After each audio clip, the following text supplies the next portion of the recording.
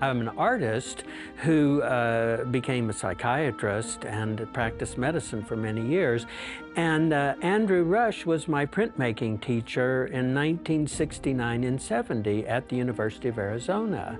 When I was in my undergraduate degree, the Vietnam War was going. This is 1969, and they were drafting. It was the first draft, and my number was 69. I was going to be drafted into the war. Andy said, Eric, he said, if you continued your education, you could avoid the draft.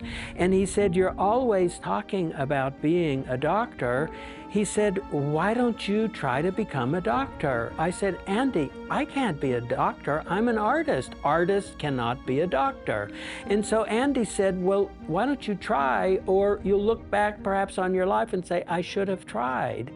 And I visited him here at Rancho Linda Vista over 40 years. And on this day here as an artist, I was invited to put up an exhibition of my work. And that's why I'm in Rancho Linda Vista. I live in a small community on the Rio Grande. It's 30 miles down the river on the border from Laredo, Texas. And when Trump was president, he was putting a wall across the southern United States, and he wanted to put a wall through this historic city, Laredo. And a group of activists in Laredo organized and convinced the city council to not give permission for the wall to come right through this historic town. We painted a mural 2 blocks long on the street. And the mural says, defund the wall, fund our future. Across the street was the federal courthouse where the case was being heard by the judge to stop at the federal level the wall from being put in Laredo. And I made a print.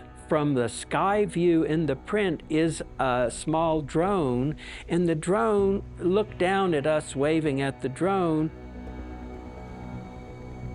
The print I made was a stash house in Laredo. There are lots of stash houses. As migrants or refugees are trafficked to the north by cartels, huge industry, once they cross the Rio Grande, they find their ways to what are called stash houses, houses where people gather.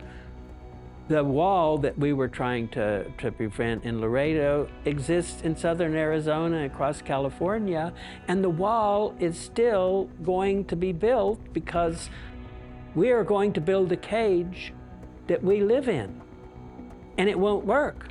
It won't work. You can build a cage, and so I say to people, I said, your wall is my cage. I worked in Somalia with refugees. When I came back from Somalia, I said, we can't live in a world where people have nothing and we have everything. And now this is 50 years later, and I'm living on the edge of this evolving movement of people, from war, from climate change, from just the chaos of the world, of people moving towards the United States. So I'm a social content artist. So things that happen around me find their way into making my work. I mean, I learned this in Somalia, where I was a doctor with just thousands of starving children. And that's where I really began making prints as a way to help myself feel better.